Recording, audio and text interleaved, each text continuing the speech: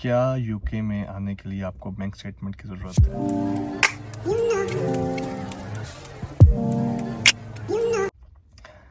Hi guys, welcome to the new episode of FNS reviews UK. आज मैं आपके लिए एक बड़ा ही इंपॉर्टेंट टॉपिक लेके आया हूँ जो कि कोई भी स्टूडेंट्स हैं जो कि यूके में आगे स्टडी करना चाहते हैं, उनका एक बहुत ही हॉट फेवरेट सवाल होता है, क्या यूके में आने के लिए आपको बैंक स्टेटमेंट की ज़रूरत है? इसके अलावा अगर आपको बैंक स्टेटमेंट की ज़रूरत है तो कितनी बैंक स्टेटमेंट चाहिए होगी, कितनी बैंक स्टेटमेंट रिक्वायर्ड है? इन तमाम सवालात का जवाब मैं आपको आज इस वीडियो में दूंगा। तो सबसे पहले एक इम्पॉर्टेंट क्वेश्चन, क्या आप वाकई ही बैंक स्टेटमेंट शो किए बगैर यूके में एडमिशन ले सकते हैं? तो इसका जवाब है नहीं, क्योंकि बैंक स्टेटमेंट बेसिकली एक वो प्रूफ होता है कि जिसमें university and government of UK ये देखती है कि अगर ये बंदा स्टडी करने आ रहा है यूके में तो क्या इसके पास फ़ीस के लिए और इसके जो बाकी अखराजात जो पूरे साल के हैं वो पूरा करने के लिए इसके पास एक अमाउंट है कि नहीं है। जहाँ तक बैंक स्टेटमेंट का सवाल है कि बैंक स्टेटमेंट कितनी चाहिए, कब चाहिए, कितने दिनों की चाहिए, इसका जवाब मैं आपको दे देता हूँ। बैंक स्टेटमेंट टोटली डिपेंड करती है दो चीज़ों पर। एक कि आपकी यूनिवर्सिटी की जो आपने फ़ीस इनिशियल डिपॉजिट पे किया है, वो इनिशियल डिपॉजिट पे करके आपकी जो कितनी रिमेनिंग फ़ीस है वो, इसके अलावा जो आपका एक साल का रहने का खर्चा है यूके में, उसको जब हम सम अप करते हैं तो वो आपकी बैंक स्टेटमेंट होती है। अब मैं आपको दो एग्जांपल्स दे देता हूँ जिससे आपको बहुत आसानी हो जाएगी कैलकुलेट करने में। बैंक स्टेटमेंट कोई भी बंदा आराम से घर बैठे हुए ईजिली कैलकुलेट कर सकता है। इस वीडियो में आपको मैं दो यूनिवर्सिटीज़ की बैंक स्टेटमेंट्स कैलकुलेट करके बता देता हूँ ताकि आप लोगों के लिए बहुत आसानी हो जाए। अब बैंक स्टेटमेंट, अगर आपका एडमिशन इनसाइड लंदन हो रहा है यूके में तो आपकी बैंक स्टेटमेंट डिफरेंट होगी, और अगर आपका एडमिशन आउटसाइड लंदन हो रहा है यूके के किसी भी शहर में तो बैंक स्टेटमेंट डिफरेंट होगी। जो लिविंग एक्सपेंसेस हैं लंदन में वो पर मंथ जो एवरेज है वो 1330 पाउंड्स है। इसके अलावा अगर आपका एडमिशन किसी आउटसाइड सिटी में ऑफ लंदन में हो रहा है तो उसकी जो लिविंग एक्सपेंसेस हैं वो 1020 पाउंड्स पर मंथ है। हम एग्जांपल लेते हैं एंग्लिया रस्किन यूनिवर्सिटी की। इस यूनिवर्सिटी की जो मास्टर्स की फ़ीस है वो 15,000 पाउंड पर एनम है। मास्टर्स यहाँ पे एक साल का होता है।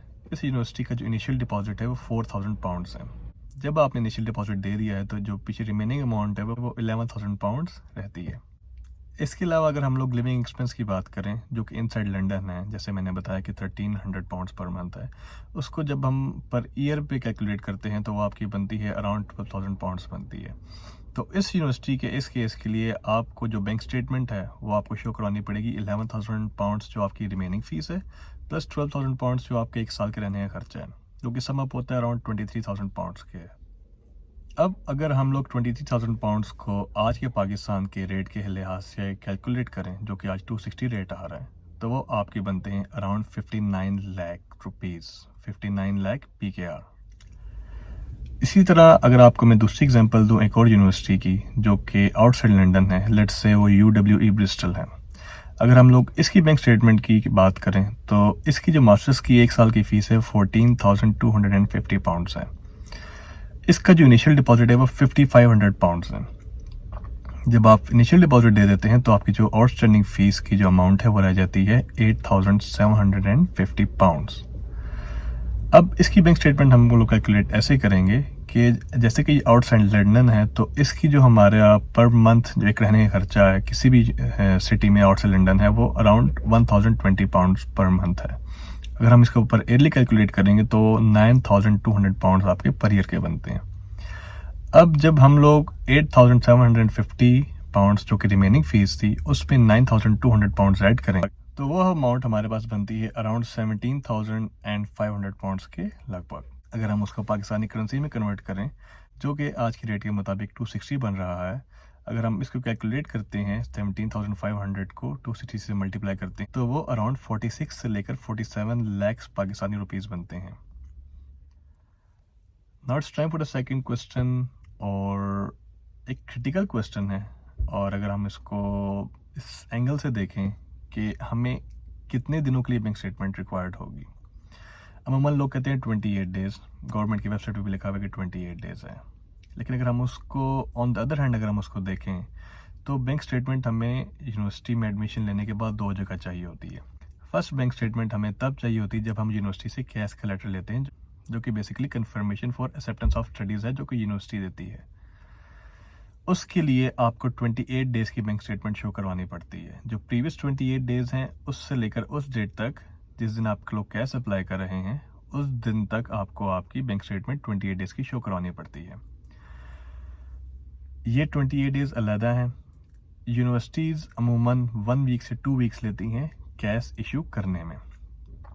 कैश इशू करने के बाद जब आप वीज़ा अप्लाई करते हैं तो आपको प्रीवियस 28 डेज़ की, जिस दिन आप लोग वीज़ा अप्लाई करते हैं उससे लेकर पिछले 28 डेज़ की आपको बैंक स्टेटमेंट शो करवानी होती है। तो अगर हम लोग इन तमाम दिनों को ऐड कर लें तो वो नॉट ओनली 1 मंथ, वो मोर देन 1 मंथ बनता है, जो कि हमें 1 से 2 महीने। इसका मतलब ये है कि हमें एटलीस्ट 2 महीने की बैंक स्टेटमेंट शो करवानी होगी जब आपने यहाँ पे यूके में वीज़ा के लिए अप्लाई करना है। जैसा कि मैंने आपको 2 बैंक स्टेटमेंट्स कैलकुलेट करके बताई हैं, तो आपको इससे काफ़ी आइडिया हो गया होगा कि आपके लिए राइट डिसीजन कौन सा है, कौन से शहर में, कौन सी यूनिवर्सिटी में एडमिशन लेने के लिए। I hope that you guys like this video.